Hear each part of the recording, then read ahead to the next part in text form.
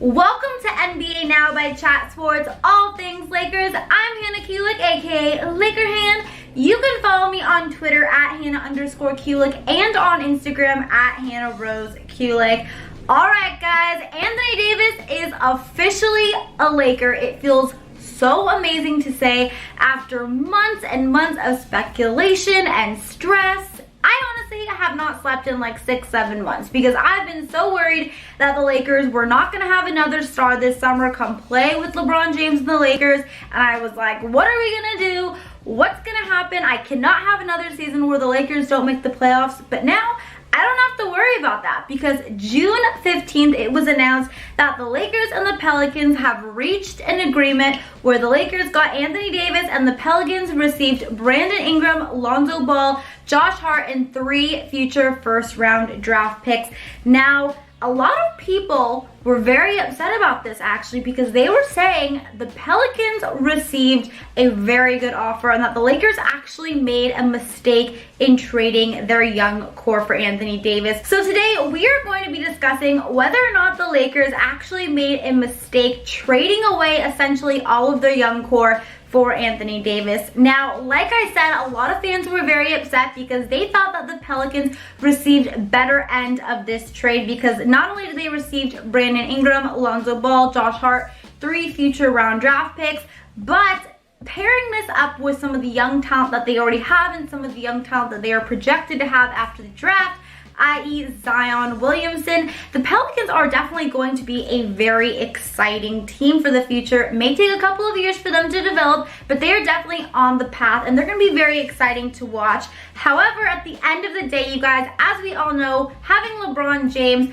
we need to win now, and the Lakers were able to receive Anthony Davis, pairing him up with LeBron James to create this dream team. And who knows, guys, free agency is just around the corner and another big free agent could be on the way, which would be so exciting. But before we continue to break this all down, I'm curious, do you guys think the Lakers gave up too much in this trade? If you do, type Y for yes. If not, type N down below. Now let's talk about the trade details because there are a lot of rumors and a lot of reports surrounding this. Now apparently, the Lakers were willing to trade Lonzo Ball and Brandon Ingram and pretty much anyone else on the roster besides LeBron James and Kyle Kuzma. And apparently, if you believe all the rumors and the reports, Kyle Kuzma was actually the player that the Pelicans wanted the most. So a lot of fans were extremely upset because the Lakers' unwillingness to trade Kuzma and include him in that package was a very big risk, because there was a risk that if the Lakers didn't trade Kyle Kuzma to the Pelicans and include them in the package, that they were going to miss out on Anthony Davis.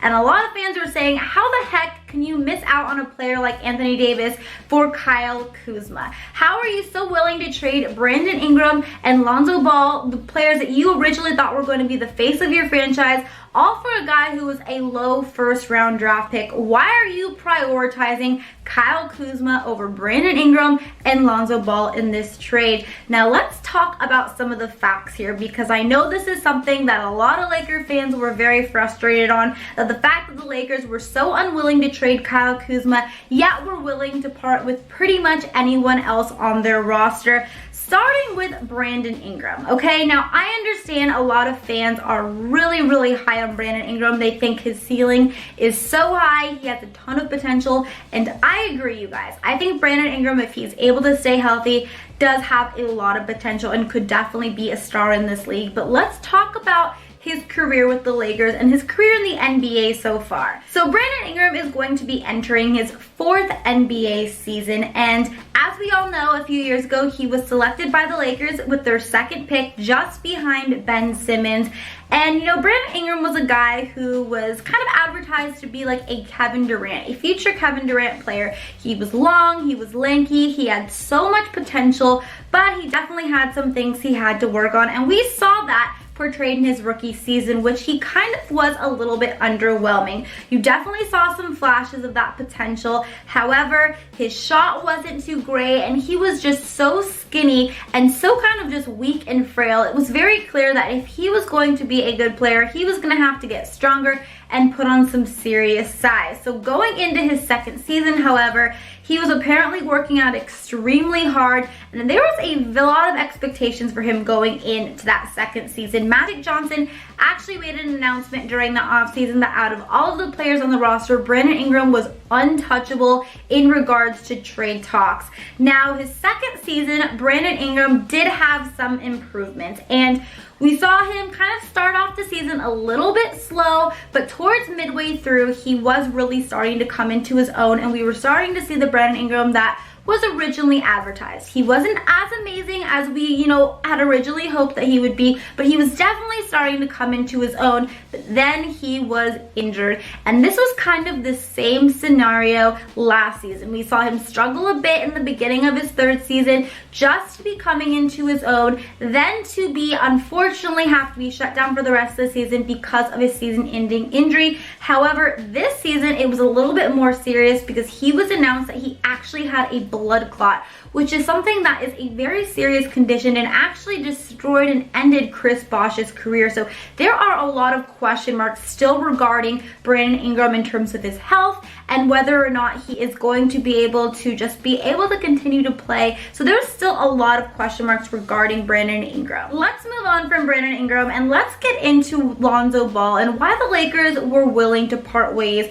with Mr. Lonzo Ball. Now, before we move on and talk about Lonzo, I want to take a quick second to remind you all to subscribe to Chat Sports here on YouTube and the new Chat Sports Lakers YouTube channel as well. You guys, we're just getting started this offseason. There is still so much that is going to happen. Make sure you are subscribed down below so that you don't miss a single second of it. I honestly cannot wait. It's going to be an amazing offseason. I can just feel it. We're already off to an amazing start trading for Anthony Davis, and it's only going to get better. So make sure you're subscribed not only to Chat Sports here on YouTube, but also to the new Chat Sports Lakers YouTube channel as well. But let's move on to talking about Lonzo Ball, because Lonzo Ball was honestly the most hyped player I have ever seen in my entire life. I mean, the amount of media attention this kid got is truly just unbelievable. When the Lakers drafted him with their second pick a couple of years ago, I mean, it was unbelievable. I went to the summer league actually that season, and the amount of media,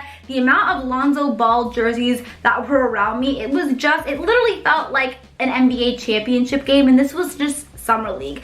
Lonzo Ball was considered a hero when he played in Chino Hills High School. He was a hero for UCLA during his freshman season, and he was just portrayed to be pretty much, if you believe all the reports and rumors, just like the greatest player in the entire world. When the Lakers selected him with their second pick in the NBA draft, Magic Johnson went on record and said that this kid is going to break all of his records. He's going to have his jersey hanging in the rafters, and he is pretty much just going to be the best player to ever play the game of basketball.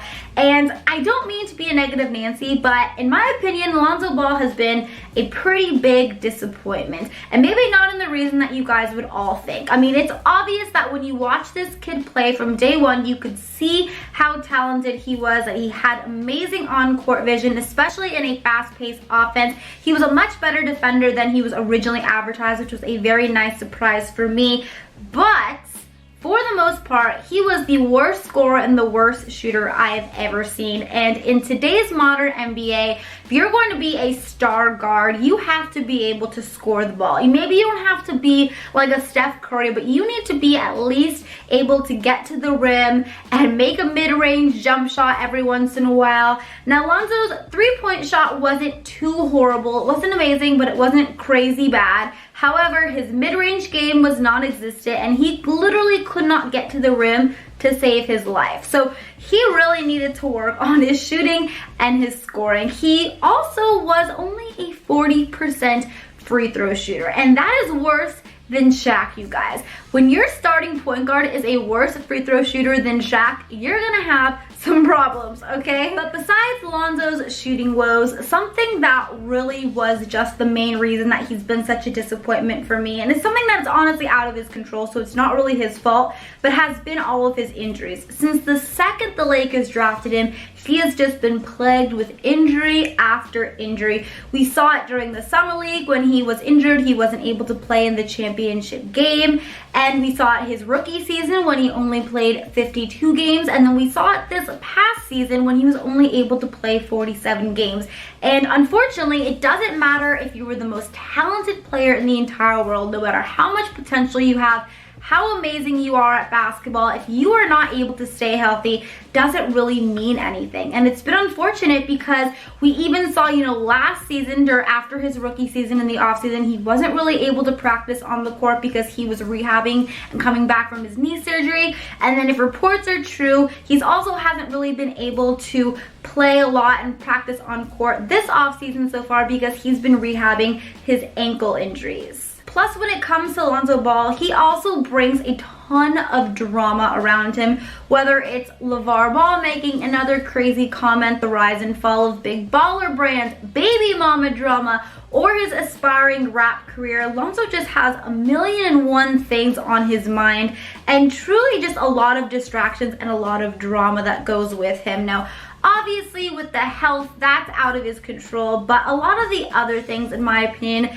have just been big distractions and a big disappointment and really kind of just hindering his career with the Lakers. Now, obviously, I understand that Lonzo Ball and Brandon Ingram have extremely high ceilings and they have a lot of potential, and that's why a lot of fans were so sad to see them go. And I, for one, am too. I'm very partial to the Lakers' young core. I really do want to see them be able to get the time to develop and turn into these stars that I know they can be. However, at the end of the day, we were able to get Anthony Davis, you guys, and that was going to have to come at a big cost. And if you were looking solely on why the Lakers may be more willing to part ways with Brandon Ingram and Lonzo Ball, you could understand why. Obviously, they are very attractive in a trade package, but also looking from a Lakers standpoint, these two guys have been inconsistent since the second they drafted them, and they really have struggled with a ton of injuries. And no matter how talented you are, how high your ceiling is, if you are unable to stay healthy for an entire season, or at least a majority of this season,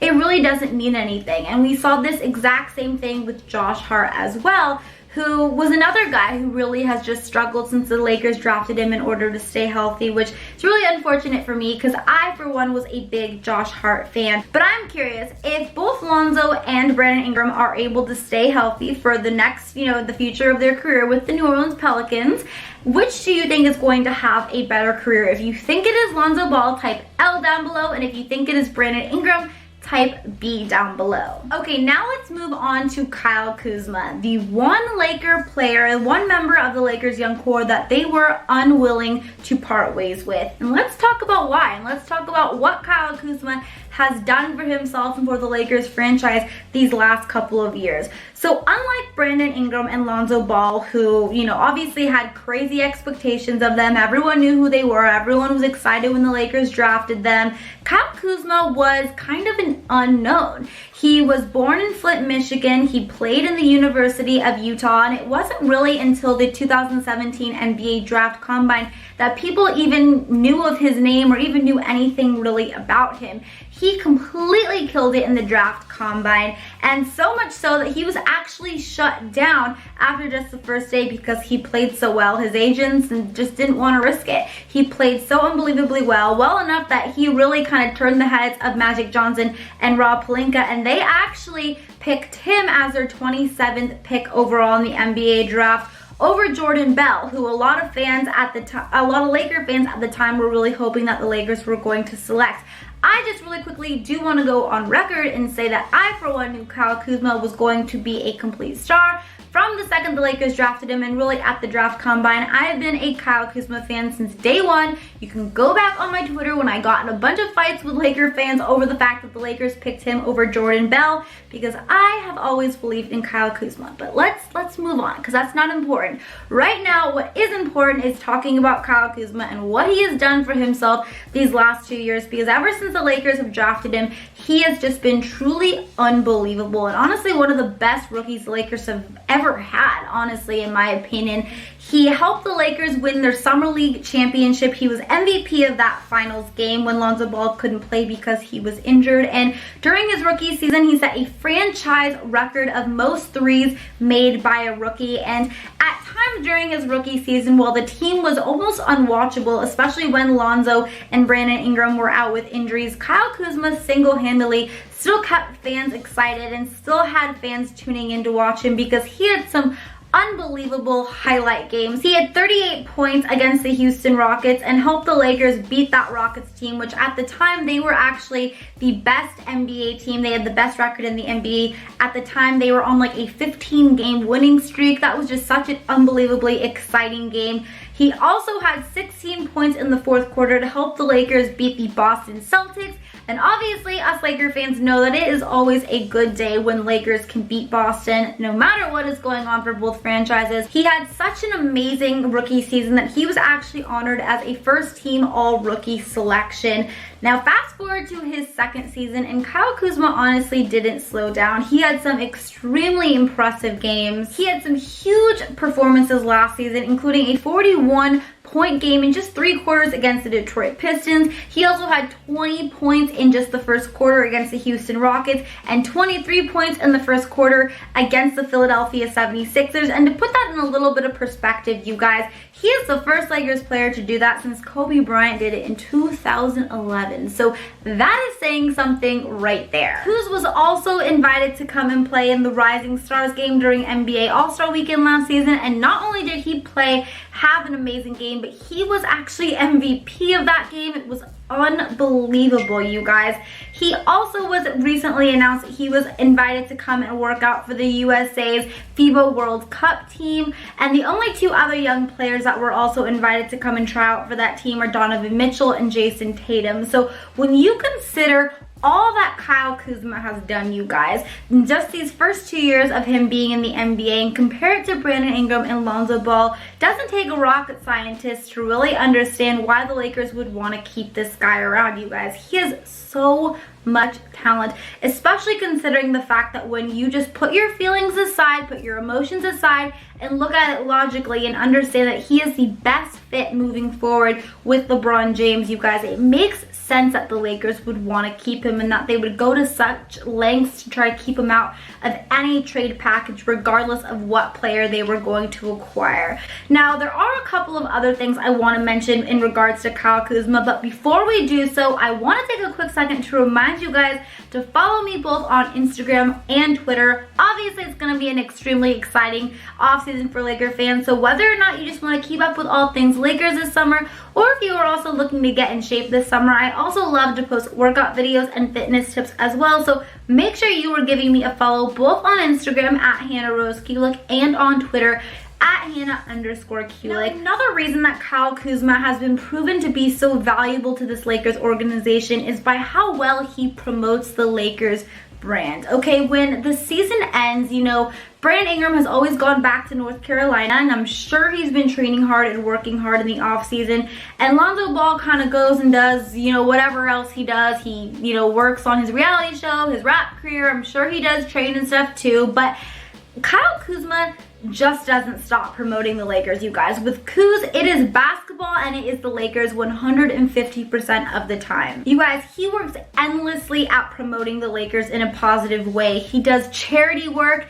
both in LA and in Flint, Michigan. The past 2 years, he's also been doing a goodwill trip to China where he promotes the Lakers brand as well. And we've seen throughout the offseason, we saw it last season and we are seeing it this season, Kyle Kuzma works endlessly to improve his game, you guys. Anything that he needs to work on, he does so with a vengeance. Last summer, he even contacted Dwayne "The Rock" Johnson in order to work out and get stronger and put on muscle. He reaches out to Kobe Bryant to train with. He reaches out to Metta World Peace to work on his defense. He works out to the top NBA players because he wants to be the best. And it is that kind of Mamba mentality that maybe, I don't want to say is lacking from Brandon Ingram and Lonzo Ball, but it is something that is so apparent with Kyle Kuzma. He wants to be great, and I can guarantee you, because he has that mindset, he will be, and the Lakers see that. So yes, while Brandon Ingram and Lonzo Ball are considered to have higher ceilings than Kyle Kuzma,